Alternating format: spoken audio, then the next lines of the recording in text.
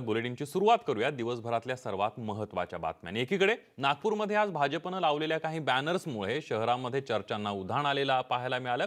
दुसरीकडे मुंबईच्या marine drive ते बोरिवली दरम्यान होणाऱ्या कोस्टल रोडच्या कामावरची बंदी सर्वोच्च न्यायालयानं उठवली आहे। त्यामुळे आता या कामाला हिरवा कंदील मिळालाय। तर पुणे आणि नाशिकमध्ये एसटी महामंडळाला लागलेलं ग्रहण काही सुटण्याचं नाव घेत नसल्यानं महामंडळ आर्थिक गर्तेत गेल्याचं पाहायला मिळतंय।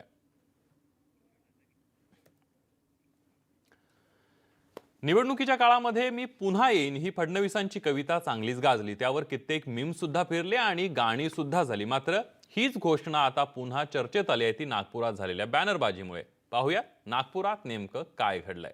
मी यापूर्वी सांगितलंय मी पुन्हा येणार आहे। मी या ठिकाणी सांगितलंय मी पुन्हा येईन, मी पुन्हा येईन, मी पुन्हा येईन, मी पुन्हा येईन। मी पुन्हा येईन असं म्हणत सुरू झालेली फडणवीसांची कॅम्पेन घराघरात पोहोचली खरी, मात्र सत्तेची संगीत खुर्ची खेळताना त्यांना आपली खुर्ची काही राखता आली नाही।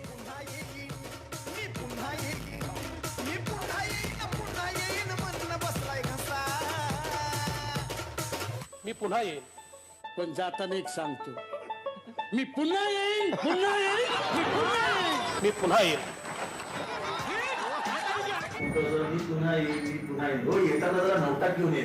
मी पुन्हा येईन। पण आता हिवाळी अधिवेशनाच्या पार्श्वभूमीवर नागपुरात आणखी बॅनरबाजी सुरू झाली आहे। मी पुन्हा येईन याच्या ऐवजी आता बॅनरवर तुम्ही पुन्हा येणार असा भाजप कार्यकर्त्यांचा आशावाद झळकू लागलाय। मी पुन्हा येणार यावर राजकीय चर्चा रंगलेली असतानाच आज विधिमंडळाच्या बाहेर असलेल्या फलकांवर या ठिकाणी भाजपचे महापौर संदीप जोशी आणि भाजपचे नागपूर महानगर अध्यक्ष प्रवीण दटके यांनी जे बॅनर लावलं आहे ते पुन्हा एकदा चर्चेत आलं आहे। देवेंद्र फडणवीस यांच्या संदर्भात हे बॅनर लावण्यात आलेलं आहे। आपल्या नेतृत्वावर आमचा विश्वास आहे, तुम्ही पुन्हा येणार ही बॅनर आज विधिमंडळाच्या बाहेर लागल्यानं अनेक खुसखुशीत चर्चा ज्या आहेत ते या ठिकाणी रंगू लागल्यात। नागपूरचे महापौर संदीप जोशी आणि भाजपचे नागपूर शहराध्यक्ष प्रदीप दटके यांनी हे बॅनर लावले आहेत। निवडणुकीपूर्वी फडणवीसांनी मी पुन्हा येईन ही कविता आपल्या सगळ्या भाषणांमध्ये गाजवली। युतीला बहुमत मिळालं पण मुख्यमंत्री पदावरून युती तुटली। मेरा पानी उतरता देख मेरे किनारे पर घर मत बसा लेना। मेरा पानी उतरता देख मेरे किनारे पर घर मत बसा लेना। मैं समंदर हूं लौट कर वापस आऊंगा। मात्र हौसले बुलंद रखना हा कानमंत्र उराशी बाळगणाऱ्या फडणवीसांनी अजूनही आशा काही सोडलेली नाही हे त्यांच्या कवितेतून समोर येतंय। एकीकडे महाराष्ट्रात तिरंगी सरकार सत्तेत असताना आणि दुसरीकडे अजूनही भाजपकडून सेनेला चुचकारण्याचा प्रयत्न सुरू असताना नागपुरात झळकलेले हे बॅनर्स काहीतरी संकेत देतायत इतकं नक्की। प्रफुल्ल साळुंखेसह bureau report, news 18 Lokmat, Nagpur. यानंतर एका महत्त्वाच्या घडामोडींसंदर्भातली बातमी आहे। राजकीय घडामोड घडण्याची शक्यता आहे। एकनाथ खडसे शरद पवारांची भेट घेण्याची शक्यता आहे। आताची सगळ्यात महत्त्वाची बातमी आपण बघतोय। शरद पवार आज नागपूरमध्ये आहेत आणि एकनाथ खडसे सुद्धा नागपूरमध्ये आहे। एकनाथ खडसे आणि शरद पवारांची भेट होण्याची शक्यता आहे। आपण बघितलं की एकनाथ खडसे हे भाजपमध्ये नाराज आहेत आणि त्यांनी नाराजी जी आहे ती पंकजा मुंडे यांच्या परळी इथल्या मेळाव्यामध्ये गोपीनाथ गडावर खदखद त्यांनी बाहेर काढलेली होती आणि ते कधी कोणत्याही पक्षात जातील असे संकेत सुद्धा त्यांनी दिलेले होते। थेट जाऊयात, प्रफुल्ल साळुंखे आपले प्रतिनिधी आपल्या सोबत आहेत। प्रफुल्ल, शरद पवारांची खडसे भेट घेण्याची शक्यता आहे। पुढच्या काही राजकारणामध्ये मोठ्या घडामोडी घडू शकतात? नक्कीच आज अत्यंत महत्वाची गोष्ट म्हणजे दोन नेते जे आहेत ते नागपुरात आहेत। खडसेंनी देखील परवाच सांगितलं होतं की मी नागपुरात जाणार आहे आणि याच वेळी शरद पवार देखील दोन दिवसांच्या नागपूर दौऱ्यावर या ठिकाणी आलेत। आज सकाळी विधिमंडळात देखील सर्व आमदारांमध्ये एक चर्चा जी आहे ती या ठिकाणी रंगली होती की नक्की खडसे जे आहेत ते राष्ट्रवादीमध्ये येतील का आणि ते आज शरद पवारांची भेट घेतील का। आता देखील राष्ट्रवादी काँग्रेसची जी बैठक आहे ती या ठिकाणी सुरू आहे आणि या ठिकाणी खडसे हे येतील अशी शक्यता देखील वर्तवली जाते। अगदी धन्यवाद प्रफुल्ल, तुम्ही दिलेल्या संपूर्ण माहितीबद्दल आणि या भेटी संदर्भातले सगळे अपडेट तुमच्याकडून जाणून घेत राहणार आहोत। आपण बघतो एकनाथ खडसे आणि शरद पवार यांची भेट होण्याची शक्यता आहे। या सगळ्यामध्ये जर आपण बघितलं तर खडसे कुठेतरी भाजपमध्ये नाराज आहेत। मागच्या 5 वर्षांपासून भाजपची सत्ता आल्यापासून एकनाथ खडसे नाराज आहेत। त्यांचं मंत्रीपद गेलं, त्यांना उमेदवारी नाकारली, त्यांच्या कन्येचा पराभव झाला। खदखद त्यांच्या मनामध्ये आहे। विवेक कुलकर्णी आपले प्रतिनिधी आपल्या सोबत आहेत। विवेक, शरद पवारांची एकनाथ खडसे भेट घेण्याची शक्यता आहे, काय सांगशील भविष्यामध्ये, म्हणजे पुढच्या काही दिवसांमध्ये मोठी राजकीय घडामोड घडू शकते? यापूर्वीच पक्षांतर करण्याचे स्पष्ट संकेत दिलेले आहे। आपल्याला माहिती आहे की जळगावमध्ये जेव्हा त्यांची बैठक झाली होती त्यानंतर एकनाथ खडसे म्हणाले होते की मी वेगळा निर्णय घेऊ शकतो। गोपीनाथ गडावर देखील जेव्हा भाषण केलं होतं एकनाथ खडसेंनी त्यावेळेस त्यांनी हे स्पष्ट केलं होतं की पंकजाताई नाही, पण माझं मात्र काही सांगता येत नाही असं म्हणत त्यांनी वेगळी राजकीय वाटचाल करण्याचे स्पष्ट केलं होतं। त्यानुसार आजची ही एक महत्त्वपूर्ण भेट होते आहे। राष्ट्रवादी काँग्रेसचे अध्यक्ष शरद पवार यांची भेट घेण्यासाठी एकनाथ खडसे आता पोहोचलेले आहेत। एकनाथ खडसे हे नागपुरात दाखल झालेले होते आणि त्यावेळेसच आपण सांगितलं होतं की एकनाथ खडसे हे नागपुरात आल्यानंतर राजकीय भूकंप होऊ शकतो। काँग्रेसचे जे कॅबिनेट मंत्री आहेत नितीन राऊत त्यांनी देखील म्हटलं होतं की हिवाळी अधिवेशनादरम्यान अनेक राजकीय उलथापालथी होत असतात आणि त्यानुसारच आजचा ही भेट होते। त्यामुळे कुठेतरी राजकीय उलथापालथ होते काय बघावं लागणार आहे। आपल्यासोबत न्यूज 18 लोकमतचे संपादक महेश म्हात्रे आहेत। महेश सर, कुठेतरी एकनाथ खडसे यांनी गोपीनाथ गडावरच्या मेळाव्यामध्ये संकेत सुद्धा दिलेले होते आणि वारंवार बोलले सुद्धा होते अशा प्रकारचे संकेत। काय मोठी घडामोड होऊ शकते, कसं बघता या भेटीकडे? नाही, आपण पाहिलेलं आहे एकनाथ खडसे यांनी राष्ट्रवादी काँग्रेसमध्ये जाण्याचा त्यांचा जो मनोदय होता तो याआधी सुद्धा लपवून ठेवलेला नव्हता। याआधी सुद्धा विधानसभा निवडणुकीच्या तोंडावर जेव्हा एकनाथ खडसे यांना तिकीट नाकारण्यात आलेलं होतं आणि त्यांच्या ऐवजी त्यांच्या मुलीला तिकीट देण्याचं सगळं चाललेलं होतं, त्या काळामध्ये सुद्धा एकनाथ खडसे यांचे राष्ट्रवादी काँग्रेस सोबतचे जे संबंध होते हे संबंध उघडपणे लोकांच्या समोर येताना दिसत होते। त्यांची जी चर्चा होती पक्षप्रवेशासंदर्भातची ती अप्रत्यक्ष पद्धतीने त्यांच्या कार्यकर्त्यांमध्ये होताना आपल्याला दिसत होती। त्यामुळे एकनाथ खडसे यांनी आपली नाराजी पक्षाबाबतची अजिबात लपवून ठेवलेली नव्हती आणि आता मुख्यतः ज्या पद्धतीने भगवानगडावरच्या मेळाव्यात बोलताना खडसे यांनी पक्षातील एकूण सगळ्या नेतृत्वावर जो हल्ला चढवलेला होता, ज्या पद्धतीने खडसेंनी भाषण केलेलं होतं आणि त्या भाषणात बोलताना एकनाथरावांनी एक गोष्ट कटाक्षाने टाळली, ती म्हणजे त्यांनी आपले भारतीय जनता पक्षातील जे संबंध आहेत हे पुनर्प्रस्थापित होतील अशी आपल्याला आशा नाही, आपला काही भरोसा नाही, हे त्यांनी स्पष्टपणे तिथे सांगितलेलं होतं। त्यामुळे एकूण ही जी आत्ताची त्यांची जी चाल आहे किंवा मूव आहे किंवा त्यांनी ज्या पद्धतीने शरद पवार यांची उघडपणे भेट घेण्याचं ठरवलेलं आहे, यातून त्यांनी जे आधी संकेत दिलेले होते की आपण कुठल्याही क्षणी दुसऱ्या पक्षामध्ये जाऊ शकतो, तीच त्यांची जी जे त्यांना करायचं होतं ते इथे आपल्याला स्पष्टपणे होताना दिसतंय। अगदी धन्यवाद सर तुम्ही केलेल्या या संपूर्ण विश्लेषणाबद्दल। त्यामुळे कुठेतरी एकनाथ खडसे हे मोठा निर्णय घेऊ शकतात अशी सुद्धा शक्यता आता वर्तवली जाते।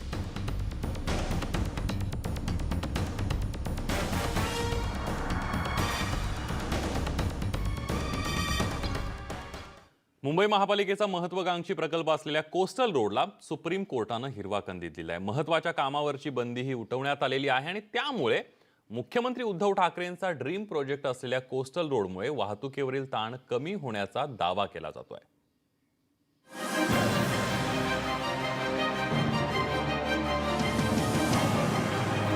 कोस्टल रोडच्या कामावरील बंदी सुप्रीम कोर्टानं हटवल्यानं सरकारला दिलासा मिळाला। उद्धव ठाकरेंचा हा ड्रीम प्रोजेक्ट वाहतुकीसाठी आणि प्रदूषण कमी करण्यासाठी महत्त्वाचा असल्याचा दावा केला जातोय। या प्रकल्पाचं 2 टप्प्यात काम पूर्ण होणार आहे। पहिला टप्पा मुंबई शहरातून जाणाऱ्या प्रकल्पाच्या कामाची संपूर्ण जबाबदारी मुंबई महानगरपालिकेने घेतली। त्याचं बांधकाम सुद्धा महापालिकेच्या देखरेखीखाली सुरू होतं। पर्यावरणवाद्यांनी मुंबई हायकोर्टात याचिका करून या प्रकल्पाला स्थगिती मिळवली। मात्र आता सुप्रीम कोर्टानं हिरवा कंदील दिल्यानं प्रोजेक्टच्या कामाला गती मिळेल असं सरकारकडून सांगण्यात येत आहे। इंधन, होणारा त्रास, होणारं प्रदूषण या सगळ्यात ज्या काही बाबी आहेत या कोस्टल रोडमुळे मुंबईकरांना दिलासा मिळणार आहे. मुंबईकरांसाठी खऱ्या अर्थाने एक लाईफलाईन ठरेल. आणि आज सुदैवाने उद्धव ठाकरे साहेब या राज्याचे मुख्यमंत्री आहेत आणि सर्वोच्च न्यायालयाने यावरची स्थगिती उठवलेली आहे आणि म्हणून मुंबईकरांसाठी हा मोठा दिलासा आहे. कोस्टल रोडला स्थानिक मच्छीमारांनी तीव्र विरोध केला. हा प्रोजेक्ट आता वादात सापडल्यानं गेल्या 8 महिन्यापासून केवळ 6%च काम पूर्ण झालं. परिणामी 4 वर्षात प्रकल्प पूर्ण करण्याची मुदत फुकण्याची शक्यता निर्माण झाली आहे. आता आम्ही शासनामध्ये असल्यामुळे मला वाटते आणि विशेषतः या भागामध्ये माननीय आमदार आदित्य ठाकरेजी हे आता लोकप्रतिनिधी म्हणून काम करतात. म्हणून मला सर्वांची सांगड घालण्याचा प्रयत्न निश्चितपणे पुढच्या काळामध्ये जसं मागे केलं गेलं होतं ते होईल. आणि हे कोस्टल रोड जे मुंबईकरांचं स्वप्न आहे त्यांनी पर्यावरणाच्या कुठच्याही लोकांना हानी न देता मुंबईकरांसाठी सज्ज होईल अशी आम्ही या निमित्ताने अपेक्षा पुढच्या वर्षी होईल अशी अपेक्षा व्यक्त करतो. मुंबईतल्या वाढत्या वाहतूक कोंडीवर तोडगा काढण्यासाठी कोस्टल रोड उपयोगी ठरणार आहे. मुंबई महानगरपालिकेच्या या महत्वाकांक्षी प्रोजेक्टमुळे 3.5 तासांचा प्रवास अर्ध्या तासात होणार आहे. कोस्टल रोड हा 35.6 किलोमीटर लांबीचा असणार आहे. प्रिन्सेस स्ट्रीट पासून ते कांदिवली पर्यंत कोस्टल रोडचा मार्ग आहे. प्रिन्सेस स्ट्रीट ते नेपियन्स रोड पर्यंतचा मार्ग भूमिगत असेल. कोस्टल रोडसाठी 15,000 कोटींचा खर्च येणार आहे. कोस्टल रोडला 18 एंट्री तसंच एक्झिट पॉइंट असणार आहे. कोस्टल रोडमुळे शहरातील वाहतुकीचा ताण कमी होणार आहे. प्रदूषण कमी होणार असल्यानं कोस्टल रोड शहरासाठी वरदान ठरणार आहे. नागपूरहून विवेक कुलकर्णीसह उदय जाधव, न्यूज 18 लोकमत, मुंबई. यानंतर आता बातमी आहे न्यूज 18 लोकमतच्या इम्पॅक्टची. एसटी महामंडळाचा आर्थिक तोटा 5,000 कोटींच्या वर गेल्यानं महाराष्ट्राची लालपरी खड्ड्यात गेल्याचा स्पेशल रिपोर्ट न्यूज 18 लोकमतनं दाखवला होता. मात्र त्यानंतर आता एसटी महामंडळ प्रशासन खडबडून जागं झालंय. येत्या 23 तारखेला राज्यातल्या सर्व विभाग नियंत्रकांची तातडीची बैठक घेण्यासाठी एसटी महामंडळानं आदेश दिले. पुण्यातल्या भोसरीमध्ये ही बैठक होणार आहे. यावेळेला एसटी महामंडळाला आर्थिक गर्तेतून बाहेर कसं काढता येईल यावर विचारमंथन केलं जाणार आहे. एसटीचे वाटोळे कोणी केले व कशामुळे झाले याबाबतची सविस्तर माहिती आपण आपल्या IBN लोकमत वृत्तवाहिनीवर राज्यभर प्रसारित केली व त्या प्रसारित केल्यामुळेच त्याची दखल प्रशासनाने घेतली. त्या अनुषंगाने दिनांक 23/12/2019ला पुणे येथे त्या सर्व विषयावर बैठक आयोजित केलेली आहे. ही दखल घेण्यामागच्या कारणाच आपण IBN लोकमत आहे. त्यामुळे IBN लोकच्या आम्ही संघटनेच्या वतीने आभार व्यक्त करतो. एसटी महामंडळ नेमकं कोणी आणि कसं खड्ड्यात घातलं यासंबंधीचा सविस्तर रिपोर्ट आम्ही प्रसारित केल्यानंतर आज आपण प्रत्यक्ष एसटी डेपोंचा कारभार नेमका कसा सुरू आहे याचा आढावा घेणार आहोत. सुरुवात करूयात पुण्याच्या स्वारगेट या एसटी डेपो पासून.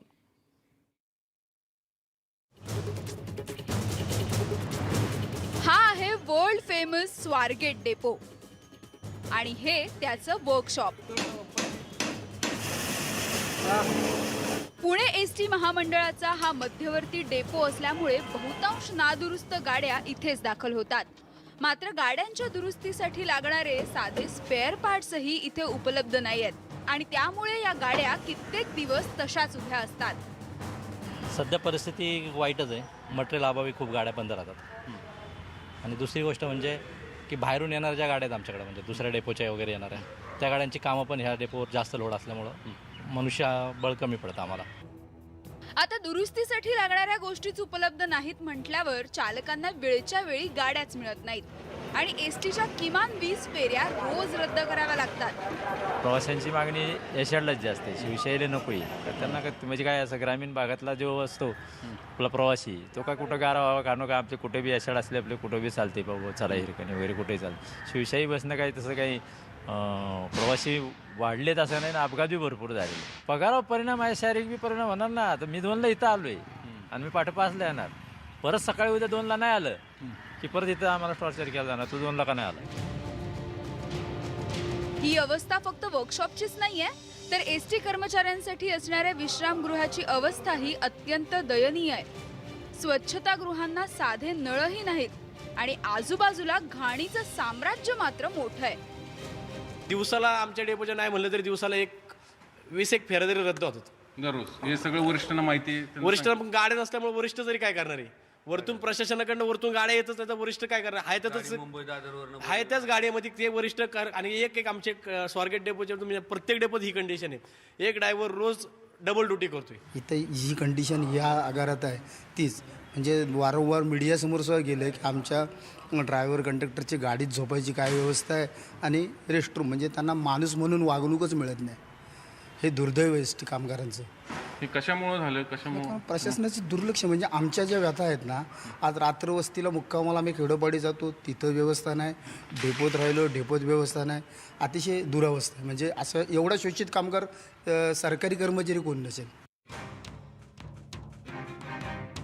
विशेष म्हणजे बस स्थानक झाडण्यासाठी एसटी महामंडळाने ब्रिक्स इंडिया कंपनीला तब्बल 465 कोटींचं कंत्राट दिलंय. मात्र प्रत्यक्षातली अवस्था सहन करण्यापलीकडची आहे. त्यामुळे आता हे चित्र बघून तरी महामंडळाला जाग येईल का अशी आशा करायला हरकत नाही. चंद्रकांत पुंदेंसह bureau report, news 18 Lokmat, Pune. आपण बघितलं खेड्यापाड्यातल्या गोरगरिबांची लाल परी जे एसटी कर्मचारी चालवत आहेत त्यांची काय अवस्था झाली आहे आणि राज्यभरातल्या एसटी डेपोंची. हिवाळी अधिवेशनाचा आजचा दिवस शेतकऱ्यांच्या मुद्द्यावरून चांगलाच गाजला. विरोधी पक्षाने शेतकऱ्यांच्या मागणीचा मुद्दा लावून धरला आणि सभागृहामध्ये गोंधळ सुरू केला. देवेंद्र फडणवीसांनी आक्रमकपणे शेतकऱ्यांसाठी हेक्टरी 25,000ची मागणी केल्यानंतर सभागृहात गोंधळ उडाल्याचं पाहायला मिळालं. सभागृहात कामकाज सुरू होताच भाजपनं आक्रमक पवित्रा घेतला. यालाच मुख्यमंत्री उद्धव ठाकरेंनी सडेतोड उत्तर दिलं. महाराष्ट्र स्वस्थ बसलेला नसून केंद्र सरकारकडून 15,000 कोटींची रक्कम देण्यास दिरंगाई होत असल्याचं यावेळेला उद्धव ठाकरेंनी सांगितलं. तर भाजपने सामनामधील लेखावरून शिवसेनेवर केलेल्या टीकेलाही उत्तर त्यांनी उद्धव ठाकरेंनी दिले. सामना वाचत नाही असं सांगणाऱ्यांना अखेर सामना वाचावाच लागला असा टोला उद्धव ठाकरे यांनी भाजपला लगावला. साधारणतः एक 15,500 कोटीची मागणी राज्याने केंद्राकडे केलेली आहे. इथे जे काय आदळआपट करतायत त्यांच्याच पक्षाचं सरकार केंद्रामध्ये आहे, त्यांचेच नेते पंतप्रधान आहेत. शेतकऱ्यांबद्दल गळा इकडे जे काढतायत तर त्यांना म्हणे तिकडे जाऊन तुमचा गळा जरा मोकळा करा. पाहिजे तर काय गळा मोकळा करणाऱ्या गोळ्या मी देतो. पहिल्या प्रथम मी महाराष्ट्राचा मुख्यमंत्री म्हणून सत्ताधारी आणि विरोधी पक्ष या दोन्ही पक्षांना एक नम्र आवाहन करतोय की एका परंपरेचा वारसा लाभलेलं हे सभागृह आहे, हे वैभव आहे आणि त्याला काळिमा लागेल असं वर्तन कोणत्याही पक्षाकडनंच नव्हे तर कोणत्याही लोकप्रतिनिधीकडून होता कामा नये. आज एक आणखीन आश्चर्य आपल्याला सर्वांना बघायला मिळालं की आम्ही सामना बघत नाही, आम्ही सामना वाचत नाही असे म्हणणाऱ्यांनाच सामना स्वतःच्या हातामध्ये मोठा करून दाखवावा लागला. यालाच म्हणतात हा नियतीचा खेळ आहे. कालाय तस्मै नमा. हा सामना जर का आधी वाचला असता तर आज त्यांच्यावर वेळ आली नसती. ब्रेकनंतर बातमी पुण्यातली आहे. पुण्यामध्ये FTIचे 4 विद्यार्थी बेमुदत उपोषणाला बसलेत. फी वाढी विरोधात त्यांनी हे आंदोलन पुकारलंय. इथली प्रवेश फी 1,500 रुपयांवरून थेट 10,000 रुपयांवर गेलेली आहे. तर वार्षिक फी मध्ये दरवर्षी 10% वाढ अपेक्षित आहे. मात्र 2013ला 55,000 असणारी फी यावर्षी मात्र आता 1,19,000वर पोहोचली आणि त्यामुळे विद्यार्थ्यांसाठी अन्यायकारक असल्यानं त्याविरोधात आवाज उठवण्यासाठी विद्यार्थी आक्रमक झालेत. हे मला तरी स्वतःला पटत नाही. RTI रिपोर्ट आम्ही मागवला होता. जर का तुम्ही रेव्हेन्यू 2 करोड कमावताय, तुमचा खर्च फक्त 40 लाख आहे एक्झाम कंडक्ट करण्यासाठी आणि तुम्ही रेव्हेन्यू 2 करोड, तर तुम्ही कसं जस्टिफाय कराल या गोष्टीला? आणि तुम्ही एकत्र परीक्षा सुरू ह्याच्यासाठी केली होती की तुम्ही म्हणताय मुलांना 2 परीक्षा द्याव्या लागतात, 2दा खर्च होतोय, 2दा पेपर द्यावे लागतात, ते आम्ही कमी करू आणि एक्झॅक्टली त्याच्या उलटा करताय. म्हणजे खाण्याचे दात वेगळे, दाखवण्याचे वेगळे, हे बरोबर नाही आहे. NRC आणि कॅब विरोधामध्ये फर्ग्युसन कॉलेजच्या विद्यार्थ्यांनी स्वाक्षरी मोहीम राबवली आणि रॅलीही काढली आहे. दरम्यान या रॅलीला पोलिसांनी परवानगी नाकारली होती. तरीही विद्यार्थ्यांनी रॅली काढल्यानं पोलिसांनी विद्यार्थ्यांना नोटीस पाठवली आहे. तर या रॅलीमध्ये विद्यार्थ्यांनी मोदी सरकार विरोधात आणि आझादीच्या घोषणा दिल्यात. या आंदोलनामध्ये 200 विद्यार्थी सहभागी झाले होते.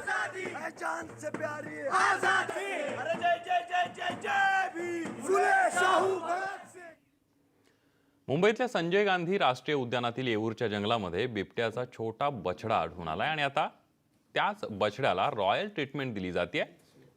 आणि बिबट्याचा हा 7 दिवसांचा बछडा बुधवारी येऊरच्या रस्त्यावर आढळून आला होता. आता त्याची उत्तम देखभाल केली जाते.